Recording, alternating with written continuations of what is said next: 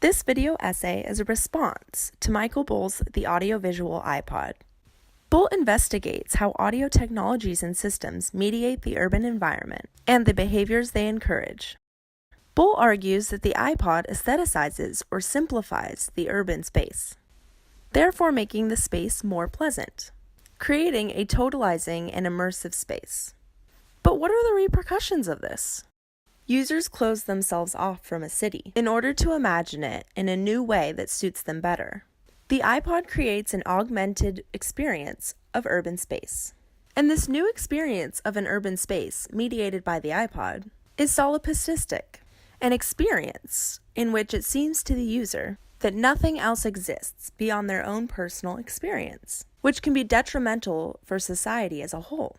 When we begin to do this at every dull point in our lives, we begin to use the iPod and ensuing headphones as a sort of safety net or security blanket. This is incredibly dangerous because users are now imaginatively in control of the urban space. It seems to be a movie that they are a star of, and not actually a life that they are living in and aware of. They are also the director, imagining strangers as actors in their drama, but they're doing so as a replacement of actual conversation, and they're closing themselves off to potential conversations that one may have if not wearing headphones. Bull describes this imaginative act as mimetic, as users imagine the world as mimicking how they're thinking or feeling. As a result, knowledge of other people in the urban environment is very limited. If users experience the world only with the help of iPod technology, then our conversations might be at risk, along with social interaction in general. Bull explains that the iPod has shed light onto the fact that without the mediation of technology, the world along with users' minds is too chaotic, and that everything must be simplified. How do we feel about this? Do we as humans want to be severely emotionally dependent on iPod usage and music in order to avoid feelings of anxiety? There seems to be something wrong here. To see the world without the mediation of sound, also known as silence, as threatening, is not something we want every human being in the future to experience. Bull explains that this reliance on the iPod contains cognitive and moral resonances. By shutting ourselves off from the world, we lose the ability to understand other people's experiences. We lose empathy. We lose community. What does it mean for millions of people to live in individual isolation? What kind of society does that make?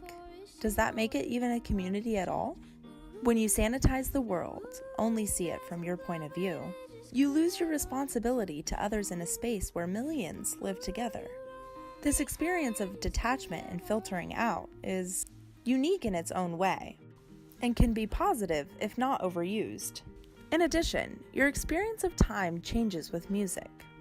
A lot of the time it speeds up, but there is something to be said about being more present. When we are plugged in and listening to music, we are imagining our own world and therefore not taking in everything around us. It can be argued that while one of our sensory details is completely cut off, the others are heightened. In this way, we may observe more around us visually when plugged in than if we were to be unplugged.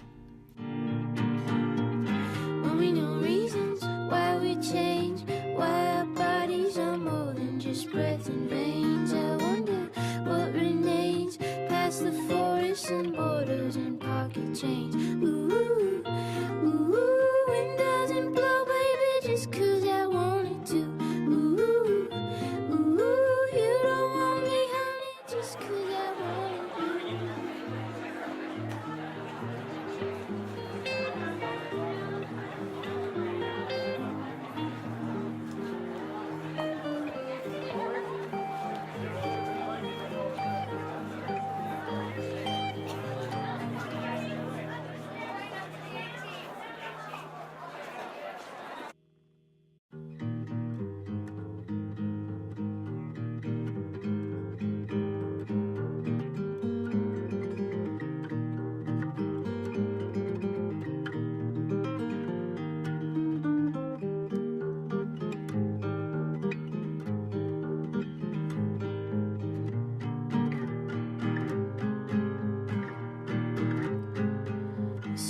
Miss Karina. Overall, our adherence to technology needs to be accompanied by awareness so as not to have our society determined by technology in the future.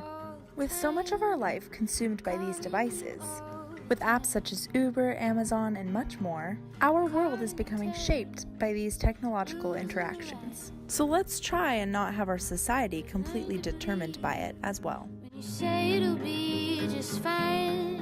You say it'll be just fine.